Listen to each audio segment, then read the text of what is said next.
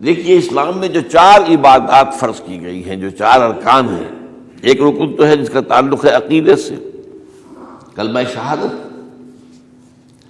اور 4 ارکان وہ ہیں جن کا تعلق عبادات سے، نماز، روزہ، حج اور زکوٰۃ۔ ان میں ایک عجیب قسم کی تقسیم ہے، مثلاً 1 2 جمع 2 کی تقسیم بنتی ہے۔ 2 عبادات ان میں سے وہ ہیں جو ہر مسلمان پر فرض ہے، امیر ہو، غریب ہو، مرد ہو، عورت ہو، ہر ایک پر فرض ہے، نماز اور روزہ، یہ دونوں چیزیں ہر ایک پر فرض ہیں۔ لیکن 2 وہ ہیں کہ جو صرف صاحب استطاعت لوگوں پر فرض ہیں، وہ عام نہیں ہے۔ جو صاحب نصاب ہیں ان پر زکوٰۃ ہے، جو صاحب استطاعت ہیں، حج کرنے کی استطاعت رکھتے ہیں، ان پر حج ہے۔ اس میں 2 جمع 2 کی ایک تقسیم اور آتی ہے، ایک اور اعتبار سے۔ قرآن میں زیادہ ایمفیسس 2 عبادات پر ہے، نماز اور زکوٰۃ۔ اقیموا الصلاۃ وآتوا الزکاۃ، اقیموا الصلاۃ وآتوا الزکاۃ، اقیموا الصلاۃ وآتوا الزکاۃ، یقیمون الصلاۃ ویؤتون الزکاۃ۔ یہ گویا کہ بندھا ہوا ہے ایک جوڑا، جبکہ یہ صورتحال جو ہے روزے کی بھی نہیں ہے اور حج کی بھی نہیں ہے۔ صلاۃ اور زکوٰۃ کا حکم بے شمار مرتبہ قرآن میں آیا، اور روزے کے سارے احکام ایک مقام پر سورہ بقرہ کے 23ویں رکوع کی 6 آیات میں سب کا سب بیان ہوئی۔ باقی تو بعض جگہوں پر اس کا صرف اس اعتبار سے تذکرہ ہے کہ اگر کوئی کفارہ ادا کرنا ہے اس کے لیے اتنے روزے رکھ لو، ورنہ یہ ہے کہ روزے کا اپنی جگہ پر مستقل بذات جو ہے وہ ذکر یا حکم موجود نہیں۔ اس اعتبار سے غور کیجئے، حج کا معاملہ بھی یہی ہے۔ وہ ایک تو یہ کہ سورہ آل عمران میں اس کی فرضیت کا ذکر آیا، وہ میں نے آیات آپ کو پڑھ کر سنائی ہیں، 2 آیات، ان پر ابھی گفتگو کریں گے۔ سورہ بقرہ کے 24ویں اور کچھ 25ویں رکوع میں کچھ اس کے مناسک بیان ہوئے، سورہ حج کے 4تھے رکوع میں اس کے مناسک بیان ہوئے، بس باقی پورے قرآن میں تو اس کا ذکر نہیں ہے۔ تو اس اعتبار سے فرق ہو گیا 2 جمع 2 کا۔ لیکن یہ جو جن کی اہمیت اس اعتبار سے کم ہو گئی ہے، اللہ تعالیٰ کی عجیب حکمت نظر آئی کہ ہماری جو 2 عیدیں ہیں وہ ان 2 عبادات کے ساتھ منسلک کر دی گئی۔ روزوں کے اختتام پر عید الفطر، حج کے ساتھ عید الاضحیٰ۔ تو گویا کہ ان 2 عبادات کی اہمیت میں اگر کسی درجے میں کوئی کمی محسوس ہوتی ہے قرآن مجید کے بیان کے حوالے سے، تو اس کی تلافی اس سے ہو جاتی ہے کہ عیدین ہماری 2 ہی عیدیں ہیں، 2 ہی تہوار ہیں، اور وہ ان 2 عبادات کے ساتھ جوڑ دیے گئے۔ اب آخری بات سمجھیے، 3 جمع 1 کی بھی ایک تفریق ہے۔ 3 عبادات وہ ہیں جو مؤقت ہیں صرف، یعنی معلق بالزمان، ان کا تعلق وقت کے ساتھ ہے، یہ نہیں ہے کہ کسی خاص جگہ سے متعلق ہے۔ نماز ہر جگہ فرض ہے، ہاں البتہ اس کا وقت آئے گا، اگر سورج جو ہے نصف النہار سے ڈھلکے گا تو ظہر کا وقت ہوگا، اگر کسی وجہ سے اللہ تعالیٰ کی حکمت ہو کہ سورج وہیں کا وہیں کھڑا رہ جائے تو ظہر کا وقت آئے گا ہی نہیں، ظہر فرض ہوگی ہی نہیں۔ مغرب اسی وقت فرض ہوگی جبکہ سورج غروب ہو جائے، اگر کسی وجہ سے سورج غروب نہ ہو، اور کیا پتہ یہ ساری باتیں جو ہے قیامت کا جو زلزلہ آنے والا ہے اس میں یہ ساری ہی باتیں ہونے والی ہیں، سورج مغرب سے طلوع ہوگا یہ تو وضاحت کے ساتھ کہا گیا ہے، تو مغرب کا وقت نہیں آئے گا۔ اسی طریقے سے رمضان کا مہینہ آئے گا تو روزے فرض ہوں گے۔ اس حوالے سے یہ زمانے کا تعلق تو ہے لیکن کسی مکان سے کوئی تعلق نہیں۔ حج وہ ہے جس کے تقریباً تمام مناسک جو ہیں وہ ایک خاص مقام پر ادا ہوتے ہیں۔ آپ سفر کر کے جائیے، مکہ مکرمہ جائیے، اللہ کے گھر کا طواف کیجیے، پھر وہاں سے جو بھی روانگی ہوتی ہے یوم الترویہ 8 ذی الحجہ کو نکلیے اور جا کر منا میں قیام کیجیے ایک رات، پھر 9 کی صبح کو نکلے عرفات جائیے، عرفات میں شام تک قیام رہے گا، لیکن مغرب کی نماز کے وقت کے بعد وہاں سے نکلیں گے، مغرب وہاں پڑھیں گے نہیں، وہ جا کر مزدلفہ میں پڑھی جائے گی عشاء کے ساتھ ملا کر، چاہے کتنی ہی دیر ہو جائے۔ بہرحال یہ ساری چیزیں ایک خاص مقام کے ساتھ ہیں، منسلک ہیں، ہر جگہ پر یہ ادا نہیں ہو سکتا۔ اب اس میں دیکھیے حکمت نظر آ رہی ہے، چونکہ حج جو ہے ایک خاص جگہ پر ایک خاص مقام سے وابستہ ہے، اس کے ساتھ جو عید الاضحیٰ وابستہ کی گئی ہے، یہ گویا کہ حج ہی کے ایک رکن کو پھیلا دیا گیا ہے۔ قربانی جو مناسک حج میں بڑی اہمیت کی حامل ہے، اسے عام کر دیا گیا۔ تم مدینے مکے تو نہیں پہنچ سکے ہو، لیکن یہاں پر قربانی کے اندر تو شریک ہو جاؤ۔ اور بعض مشابہتیں اور بتائی گئی ہیں کہ ذی الحجہ کا چاند طلوع ہو جائے تو اس کے بعد حجامت نہ کراؤ، ناخن نہ کاٹو، وہ جو کچھ بھی آپ کو معلوم ہے احرام کی کچھ پابندیاں ہوتی ہیں، ایک مشابہت کسی درجے میں، ٹھیک ہے ہم وہاں نہیں ہیں لیکن ان کے ساتھ ایک مشابہت پیدا ہو رہی ہے۔ تو قربانی در حقیقت جو ہے عید الاضحیٰ، وہ گویا کہ ایکسٹینشن ہے حج کی، کہ تمام عالم اسلام کے اندر جو ہے تمام مسلمان جہاں بھی کہیں ہیں وہ حج کے اس ایک منسک کے اندر شریک ہو جاتے ہیں۔ تو یہ میں نے چند باتیں تمہیداً عرض کی ہیں ان عبادات اربعہ کے بارے میں، ان کی جو ریلیٹیو حیثیت ہے ہمارے دین میں۔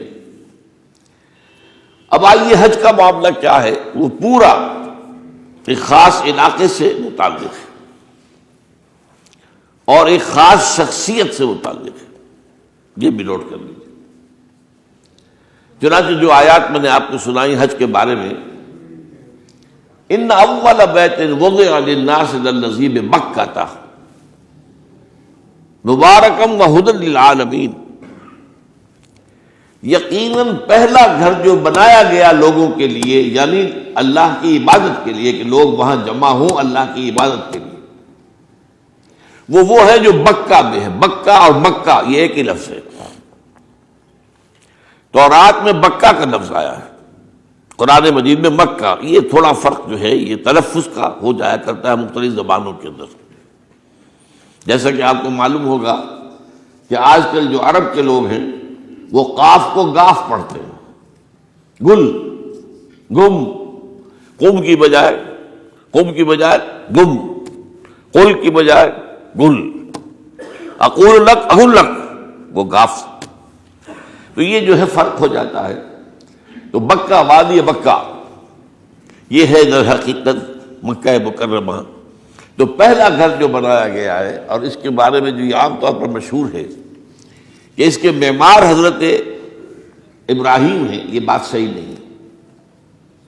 اس کے معمار اول حضرت آدم علیہ السلام خود، اول بیت ہے نا، پہلا گھر۔ تو کیا یہ ممکن ہے کہ آدم سے لے کر ابراہیم تک کوئی گھر اللہ کی عبادت کے لیے بنا ہی نہ ہو؟ تو ناممکنات میں سے اولا بیت میں خود دلیل موجود ہے، حضرت آدم علیہ السلام نے اس کی تعمیر کی۔ البتہ اس کے بعد بعض سیلابوں کی وجہ سے یہ عمارت گر گئی اور کچھ جو وہاں پر آبادی بنی تھی وہ بھی ختم ہو گئی۔ تو ایسے آتے ہیں، آپ کو معلوم ہے کہ یمن میں جب ان کا ایک بند ٹوٹا تھا بہت بڑا، سد معارم، تو پھر وہاں جو اتنی خوشحالی تھی اور جو وہاں پر جو باغات تھے اور جو کھیتیاں سب برباد ہو گئی، اور وہاں سے لوگ جو ہے نقل مکانی کرنے پر مجبور ہو گئے۔ یہی یمن کے قبائل تھے جو جا کر شام اور عراق میں آباد ہوئے، یہی یمن کے 2 قبیلے تھے جو مدینے میں آ کر آباد ہوئے، اوس اور خزرج، یہ یمن کے قبیلے تھے۔ تو اس بند کے ٹوٹنے کے بعد اگر خدا نہ خواستہ اگر ہمارا تربیلا ڈیم ٹوٹ جائے کیا ہوگا؟ پچھلے دنوں خبریں آئی ہیں اخبارات میں کہ ہندوستان میں غور ہو رہا ہے اس پر کہ تربیلا ڈیم کو اڑا دو۔ وہ سوچتے ہیں پاکستان کو ختم کرنے کی سبیل کیا ہو سکتی ہے، تو بڑی سمپل ہے اور بڑا آسان کام ہے، بمبارڈمنٹ کر دینا جو ہے، ٹھیک ہے ان کا جہاز آئیں، کچھ کو ہم گرا بھی لیں گے، لیکن کچھ تو آ کر جو ہے وہاں پر وہ اپنے بم جو ہے وہ ہدف کے اوپر گرا جائیں گے، کیا ہوگا؟ یوں سمجھیے کہ جو سونامی کا آیا تھا سیلاب، وہ سونامی کا سیلاب آئے گا بھارت پاکستان کے اوپر، اور ہر چیز تباہ و برباد ہو جائے گی۔ کم سے کم یوں سمجھیے کہ تقریباً 100 میل کی چوڑائی میں، اور یہ سب جو ہے ریگستان بن جائے گا، ہر چیز ختم ہو جائے گی، خدا نخواستہ، خدا نخواستہ۔ تو بہرحال سد معارف کے بعد یہ صورتحال واقع ہوئی تھی، تو اس کے بعد سے یہ جو ہے یہ اللہ کا گھر یہ جو ہے گرا ہوا تھا، اس کی کوئی اب صرف یہ کہ قواعد رہ گئے تھے۔ قواعد کہتے ہیں جو بنیادیں ہوتی ہیں، وہ پھر اللہ تعالیٰ نے حضرت ابراہیم کو بتائیں کہ یہ ہیں وہ بنیادیں جن پر کہ وہ گھر ہوتا تھا۔ وَإِذْ يَرْفَعُ إِبْرَاهِيمُ الْقَوَاعِدَ مِنَ الْبَيْتِ وَإِسْمَاعِيلُ، ان بنیادوں پر حضرت ابراہیم اور اسماعیل نے مل کر دو معماران حرم نے یہ عمارت جو ہے دوبارہ تعمیر کی ہے۔ تو گویا کہ حضرت ابراہیم علیہ السلام معمار دوم ہیں، معمار اول اس کا جو ہے وہ خود حضرت آدم علیہ السلام۔ فیہ آیات بینات مقام ابراہیم، مقام ابراہیم ہے، جو بھی وہاں گئے ہیں انہوں نے دیکھا ہے کہ ایک پتھر تھا جس پر کھڑے ہو کر حضرت ابراہیم علیہ السلام تعمیر کر رہے تھے۔ اب آج تو آپ کو معلوم اسکیفولڈنگ لگ جاتی ہے، بانس لگ گئے، یا آج کل تو جو ہے پائپس جو ہے لوہے کے اس سے لگا کر، تو جیسے جیسے عمارت اٹھتی جا رہی ہے اسی طریقے سے اس کے ساتھ جو ہے وہ چل رہے ہیں اور ان کے اوپر کھڑے ہو کر تعمیر ہو رہی ہے۔ تو اس وقت کچھ نہیں تھا، تو ایک پتھر ایسا تھا کہ جو خود بخود اٹھتا تھا پھر اللہ تعالیٰ کے اٹھانے سے، یا یوں کہیے کہ ملائکہ کے اٹھانے سے، اور اسی پر حضرت ابراہیم کھڑے ہو کر وہ پتھروں کے اوپر پتھر رکھتے جا رہے تھے، اور اس کی وجہ سے اس پتھر کے اوپر کتنی دیر کھڑے رہنا ہوا ہوگا حضرت ابراہیم علیہ السلام کا کہ اس پر ان کے پاؤں کے نشان بن گئے۔ وہ ہے مقام ابراہیم، جو آپ نے دیکھا ہوگا کہ وہاں ایک بہت خوبصورت قسم کا ایک پنجرا سا بنا ہوا ہے، اور اس کے اندر وہ مقام ابراہیم ہے۔ اور جب بھی طواف کرتے ہیں تو طواف کے بعد 2 رکعتیں جو ہے وہ پڑھی جاتی ہیں ابراہیم، مقام ابراہیم کے پیچھے، جتنا بھی قریب تر ہو کر پڑھا جا سکے، لیکن بہرحال رخ ادھر ہے۔ تو فیہ آیات بینات مقام ابراہیم ومن دخلہ کان آمنا۔ تو ایک تو یہ کہ وہ نشانیاں ہیں، وہ اللہ تعالیٰ جن لوگوں کی کہ دل کی آنکھ کھلی ہو، روحانی آنکھیں کھلی ہو، ان کو دکھاتا ہے، اور ایک وہ ہے کہ جو ہماری ان سامنے کی ظاہری آنکھوں کو بھی نظر آتی ہے۔ یہ نوٹ کر لیجئے کہ یہ مقام امن کا گہوارہ رہا ہے۔ عرب میں لوٹ مار، قتل، غارت، قتل کے بدلے میں قتل، پھر قتل کے جواب میں قتل چلتا تھا، لیکن اس وقت بدترین دور میں بھی عربوں کا معاملہ یہ تھا کہ کوئی شخص فرض کیجئے کہ وہ کئی مہینے سے اپنے باپ کے قاتل کو ڈھونڈ رہا ہے تاکہ قصاص لے سکے، بدلہ لے سکے، اسے قتل کر سکے، اسے کہیں نظر نہیں آ رہا، اچانک حرم میں نظر آ جاتا ہے، وہاں وہ نقصان نہیں پہنچائے گا اسے۔ یہ امن کا گھر ہے، اللہ تعالیٰ نے اسے امن کی جگہ بنایا ہے، بلد الامین کہا گیا ہے اس کو، امن والا شہر۔ تو یہ جو ہے یہ تو آج تک بھی اس کی جو برکت ہے وہ نظر آتی ہے۔ وَمَن دَخَلَهُ كَانَ آمِنًا وَلِلَّهِ عَلَى النَّاسِ حِجُّ الْبَيْتِ مَنِ اسْتَطَاعَ إِلَيْهِ سَبِيلًا، اور اللہ کا حق ہے اپنے بندوں پر کہ وہ حج کریں اس کے اس گھر کا، جو کوئی بھی استطاعت رکھتا ہو سفر کی۔ اگر زاد راہ ہے، خرچہ ہے، جانے آنے کے اخراجات مہیا ہیں، اور یہ کہ آپ پیچھے جن کو چھوڑ کر جا رہے ہیں ان کے لیے بھی اتنے وقت کا جو ہے وہ انتظام ہے کھانے پینے کا، گزارے کا، نان نفقے کا، تو آپ پر حج فرض ہو گئے۔ اب اگر اس فرضیت کے بعد کوئی شخص تاخیر کرتا ہے تو وہ بڑے گناہ کے اندر مبتلا ہے۔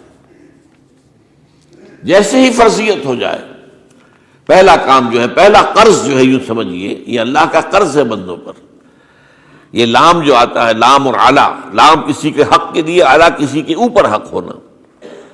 وَلِلَّهِ عَلَى النَّاسِ حِجُّ الْبَيْتِ مَنِ اسْتَطَاعَ إِلَيْهِ سَبِيلًا، یہ تو اللہ کا حق ہے لوگوں پر، لوگوں کے ذمے، یہ قرض ہے اللہ کا کہ اس کے گھر کا حج کریں، جائیں، طواف کریں، اور جو بھی اس کے مناسک ہیں ادا کریں، اور وہیں پر قربانی کرنی ہے۔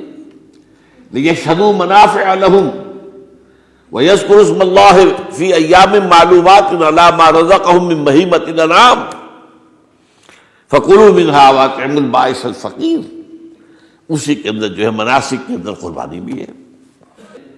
افریقہ میں آپ کو معلوم ہے، شمالی افریقہ میں زیادہ تر لوگ جو ہیں جیسے کہ ہندوستان پاکستان میں ویسے ہیں، لیکن آپ جنوب میں چلتے جائیے تو رنگ گہرا ہوتا چلا جائے گا، انتہائی سیاہ رنگ وہ بھی ہے، سب آ رہے ہیں، شکلیں جدا ہیں، زبانیں جدا ہیں، لیکن سب کے سب جو ہے ایک ہی نغمہ ان کی زبان پر ہے ایک ہی نغمہ، کہیں واضح کہیں مبہم، وہ ایک ہی مذہب، لبیک اللہم لبیک لبیک لا شریک لک لبیک ان الحمد والنعمت لک والملک لا شریک لک۔ اب یہ ترانہ ہے، توحید کا ترانہ ہے، اور گونج رہی ہے اس وقت، آپ اندازہ نہیں کر سکتے کہ وہ پوری سرزمین گونج رہی ہوگی اس ترانے کے ساتھ، کیونکہ تھوڑی تھوڑی دیر کے بعد نئے قافلے داخل ہو رہے ہیں۔ ابھی ایک قافلہ جو ہے اس نے سعی مکمل کی ہے، شامل ہو گیا، بلکہ اس کے دوران ہی ابھی اس کا ختم نہیں ہوا کہ تیسرا قافلہ چلا رہا ہے۔ وہ تو یہاں تو ظاہر بات ہے کہ میں نے چونکہ ایک نقشہ اپنی نگاہوں سے دیکھا ہے، مدینہ منورہ سے اور مکہ مکرمہ جاتے ہوئے رات کے وقت، کہ کہیں جو ہے وہ روشنیوں کی وہ قطار ٹوٹتی ہی نہیں تھی، مسلسل معلوم ہوتا ہے کہ سڑک کے اوپر گاڑی ہے، مسلسل، کہیں اس کے اندر وقفہ ہی نہیں۔ اتنے بڑے پیمانے پر، اتنے بڑے پیمانے پر، اتنے بڑے پیمانے پر لوگ جمع ہو رہے ہیں۔ زبانیں جدا ہیں، ایک دوسرے کی زبان نہیں سمجھتے، لیکن ایک زبان اور بھی ہوتی ہے جو بغیر بولے سمجھ میں آتی ہے، اس سے معلوم ہوتا ہے سب کے لیے محبت ہے، ہمارے بھائی ہیں، تمام مسلمان ہیں۔ بعض کے اندر یہ محبت کا جذبہ زیادہ ہے۔ ترکوں میں انڈو پاکستان کے لوگوں کے لیے بہت محبت ہے۔ اب وہ بات جو نہیں کر سکتے، سمجھا نہیں سکتے، لیکن ان کی آنکھوں سے، ان کے انداز سے وہ محبت ٹپکی پڑتی ہے۔ تو عالمگیریت جو ہے اسلام کی، ہمگیریت، عالمگیریت، آفاقیت، اس کا جو مظہر نظر آتا وہاں تھا۔ پھر یہ کہ ہمارے ہاں کی جتنے بھی فرقہ بندیاں ہیں وہ وہاں ختم ہو جاتی ہے۔ وہاں اہل حدیث ہیں، حنفی ہیں، مالکی ہیں، شافعی ہیں، حنبلی ہیں، یہ کام بھی کیا ہے آ کر انہوں نے آل سعود نہیں، ورنہ اس سے پہلے جو ہے وہ 4 مصلے علیحدہ تھے، وہاں پر 4 جماعتیں علیحدہ ہوتی تھی۔ یہ حنفی مصلح ہے، یہاں پہ حنفی امام ہے وہ پڑھائے گا، یہ شافعی مصلح ہے، شافعی امام ہے وہ نماز پڑھائے گا۔ تو یہ جو ایک تفریق تھی وہاں بھی موجود تھی، انہوں نے ختم کیا، ایک امام کے پیچھے جماعت ہوگی، اسی میں حنفی بھی ہیں، مالکی بھی ہیں، شافعی بھی، کچھ ہیں لوگ جو زیادہ، جن کے اندر کچھ زہر زیادہ گھل گیا ہے فرقے واریت کا، وہ پھر نہیں نماز پڑھتے، وہاں پر محروم رہتے، اس کی فضیلتوں کو چھوڑ کر جا کر کہیں اپنے جو ہے گھروں پر جہاں ٹھہرے ہوئے وہاں جا کے نماز پڑھ لیتے ہیں کہ یہ جو ہے وہابی ان کے پیچھے ہماری نماز نہیں ہوتی۔ لیکن نہیں، عام طور پر ایسا نہیں ہے، عام طور پر سب لوگ جمع ہیں، نماز پڑھ لیں۔ اور ایک سب سے بڑا مشاہدہ جو ہوتا ہے، جو مجھے سب سے پہلے ہوا تھا پہلے حج میں، یہ 1962 کی بات ہے، تو میں نے محسوس کیا کہ یہ نماز کے اندر اختلافات جو ہے اسلام مسلمانوں میں صرف اتنے ہیں کہ جس سے جماعت نہیں ٹوٹتی۔ اختلافات ہے، رفع یدین ہے یا نہیں ہے، آمین بالجہر ہے یا نہیں ہے، اختلافات تو ہیں، لیکن جماعت نہیں ٹوٹتی۔ وہ جو ڈرل ہے، ڈرل جیسے کہ ڈرل ہوتی ہے، آرمی پریڈ ہو رہی ہے، وہ ڈرل ختم نہیں ہوتی۔ ایسا نہیں ہے، میں نے جب سوچا اگر کسی مسلک کے نزدیک رکوع بھی 2 ہوتے، جیسے سجدے 2 ہیں، تو وہ لوگ تو ایک رکوع کے بعد دوسرا رکوع کرتے اور باقی لوگ سجدے میں چلے گئے ہوتے، جماعت ٹوٹ جاتی۔ یا اگر کسی کے نزدیک ہر رکعت کے اندر جیسے رکوع ایک ہے سجدہ بھی ایک ہی ہوتا، تو کچھ لوگ تو ایک سجدہ کر کے کھڑے ہو جاتے ہیں اور دوسرے لوگ جو ہے دوسرا سجدہ کر رہے ہوتے ہیں، جماعت ٹوٹ جاتی۔ تو یہ میں سمجھتا ہوں کہ یہ کس کی حکمت ہے، کس نے یہ طے کیا کہ ٹھیک ہے آپ میں رنگا رنگی بھی ہو، اے ذوق اس چمن کو ہے زیب اختلاف سے، اختلاف بھی ہے، رفع یدین بھی ہو رہا ہے، آمین بالجہر بھی ہو رہا ہے، نہیں بھی ہو رہا ہے، سب کچھ ہے، لیکن وہ اجتماعیت نہیں ٹوٹ رہی۔ یہ وہ یوں سمجھیے کہ یہ زندہ معجزہ ہے اسلام کا کہ 1400 برس بیت گئے ہیں اور کتنے بڑے علاقے میں یہ اسلام پھیلا ہے، اور یہ کہ مختلف مسالک وجود میں آئے، اس میں کوئی شک نہیں ہے۔ حنفی ایک علاقے کے اندر آپ کو ملیں گے صرف شافعی، ہندوستان کا بھی مغربی ساحل کے صرف شافعی ملیں گے آپ کو۔ اس سے آگے آپ جائیے، چونکہ یہ عرب تاجروں کے ذریعے سے ایمان لائے ہیں یہ لوگ، سری لنکا کے لوگ ہیں، انڈونیشیا کے لوگ ہیں، ملیشیا کے لوگ، سب شافعی ہیں۔ ہندوستان میں چونکہ اوپر سے شمال سے آیا ہے اسلام، یہ ترکوں کے ذریعے سے آیا ہے اور وہ کٹر حنفی تھے، یہاں حنفیت آئی ہے۔ ترک جو ہے کٹر حنفی، یہ ترکی تو تھے جو آئے تھے۔ یہ کون تھا؟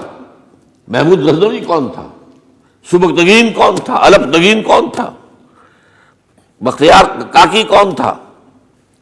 قطب الدین بختیار، یہ کون تھے؟ سب ترک۔ اور ترک بھی کون؟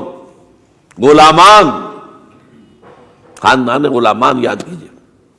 لیکن بہرحال ان کے ذریعے سے جو اسلام ان کے ساتھ آیا ہے وہ خالص حنفی اسلام، کوئی حرج نہیں۔ وہاں جا کر سب جمع ہو جاتے ایک وحدت کے اندر۔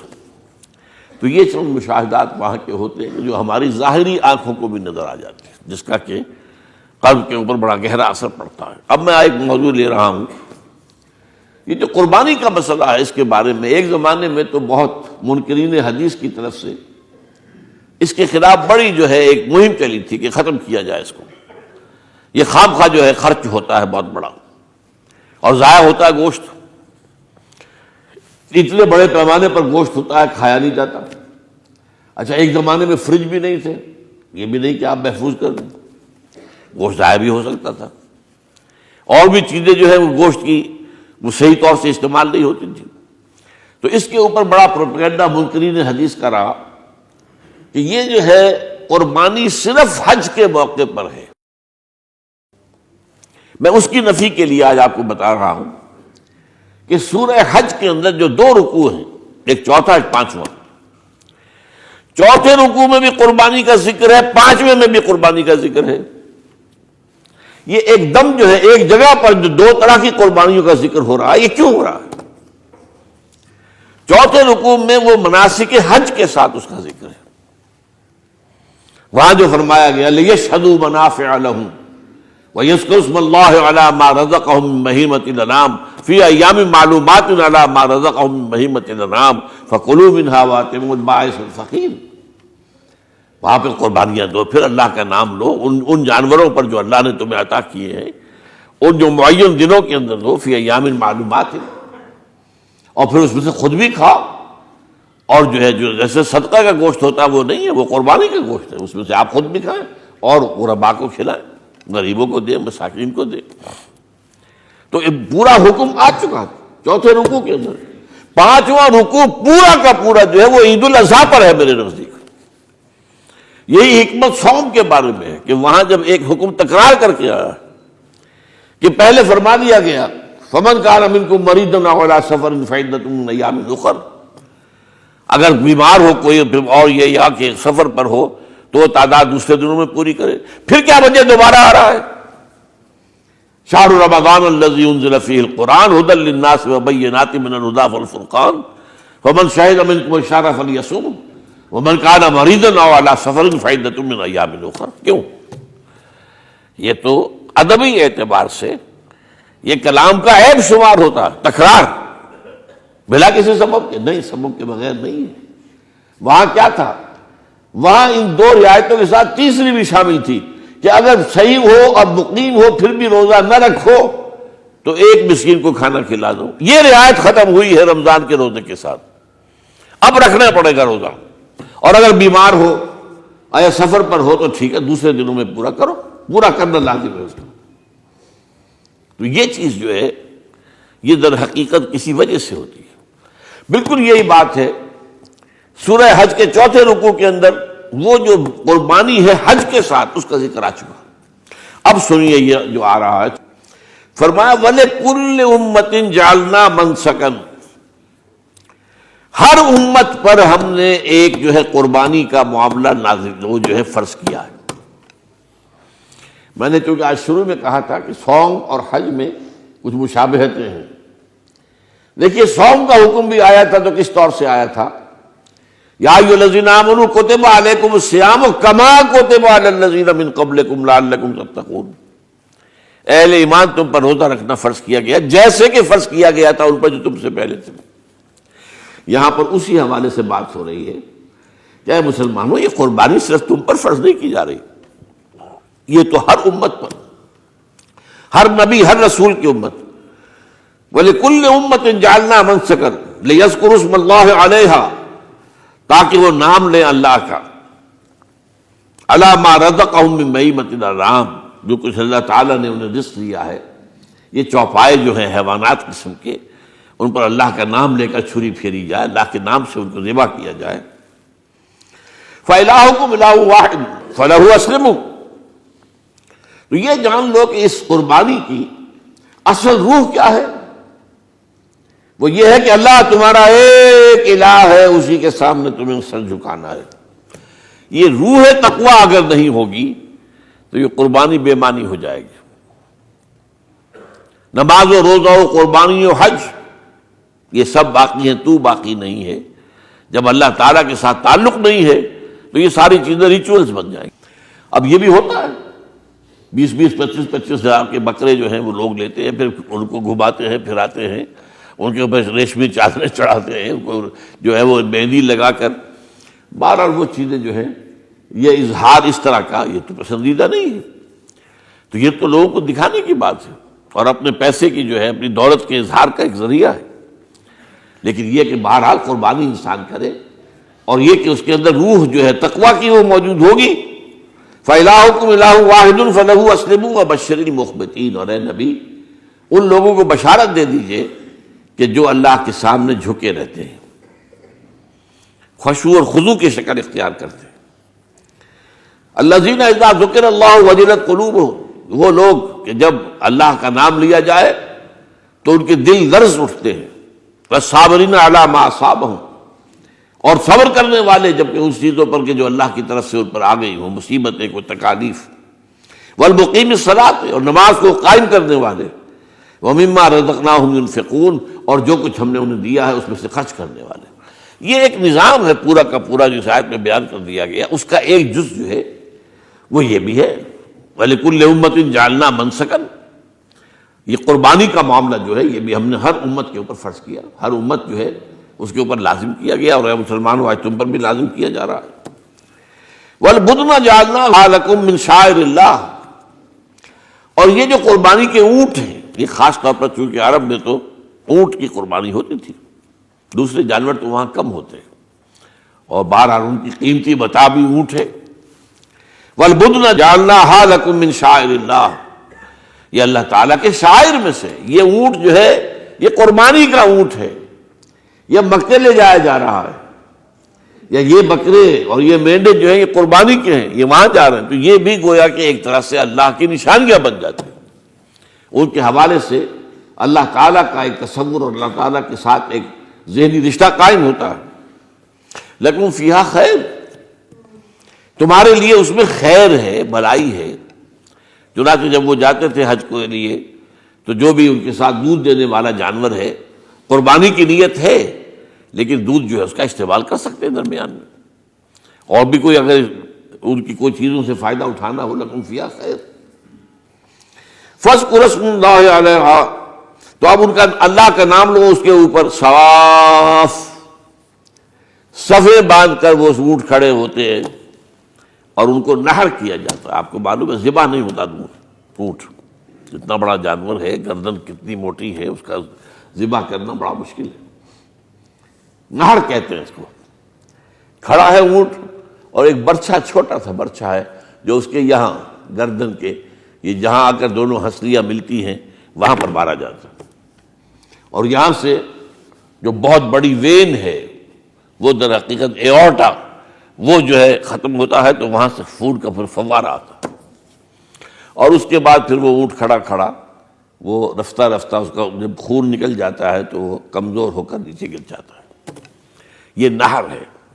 اقول قولی ھذا واستغفر اللہ لی ولکم ولسائر المسلمین والمسلمات۔